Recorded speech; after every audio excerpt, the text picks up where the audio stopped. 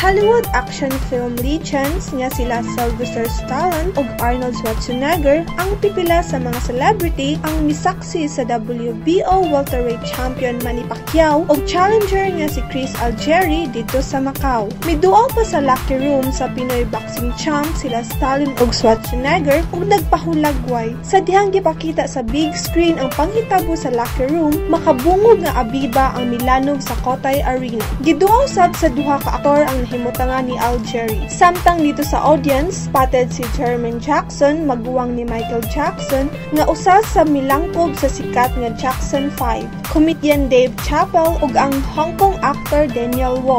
Wa magpaiwit ang Pinoy celebrities o politicians sama nila ni Robert Jaworski, former Manila Mayor Lito Atienza ug actor Philip Salvador.